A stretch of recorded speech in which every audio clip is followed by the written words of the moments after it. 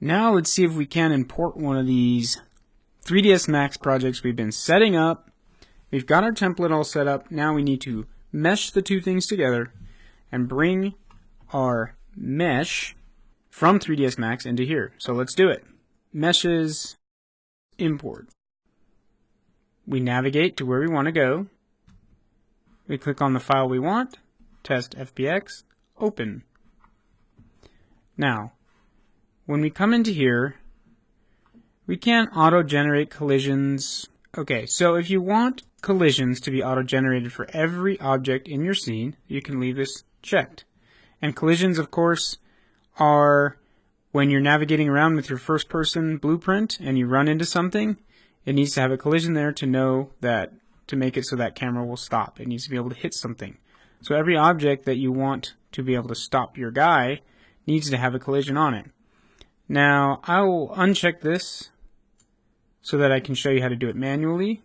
We also want to hit the down arrow here, like that, show advanced, and undo combine meshes, because we want all our meshes to be separate, not to all import as one giant object. So let's see, is that everything? We might have some scale issues when we come in.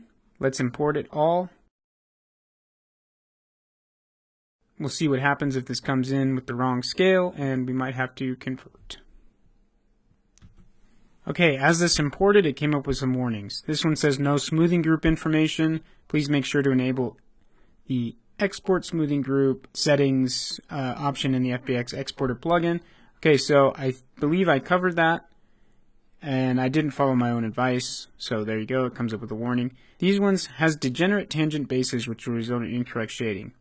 That probably means that I didn't get the UVW mapping right on every object in my scene. So there's a few scenes that didn't work correct, or a few objects that didn't work correctly. I might have to go back to those and check them later and then re-import them. I'll show you how to do all that as well.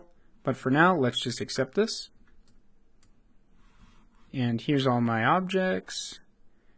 So you can see right here, test box 01. It names it with the name of the file that I was bringing in, which was test, and then the name of the object, underscore object name, box 001. So everything test underscore from here to there. Oops, grab it, hold down shift, and we can drag that into our scene. So there it is, looks a little small, right? So like I said, our units are off, and we could have brought it in with the right units as we imported. We could have set it, but let me show you how to do it here so that we can get everything right. Let's see, as all this is selected, you can see it's all selected in my world outliner. You can type in right here, just as an example, 555. Even though that's not right, let's figure out what our correct scale is, and we'll get it to the right scale in our scene.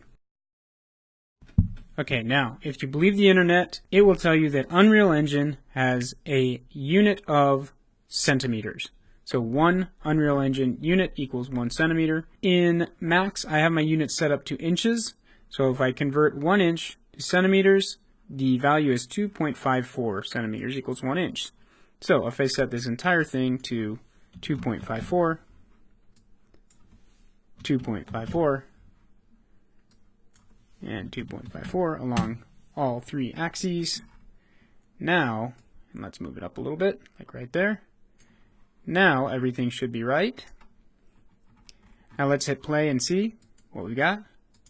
Probably not much of anything. I believe I'm falling through the floor right now because I don't have any collision objects on these. You can see that, yeah, I can walk right through walls, yeah. Okay, that's not good, so I'll have to show you how to do that. But check it out, we're inside our building and it doesn't look half bad right now.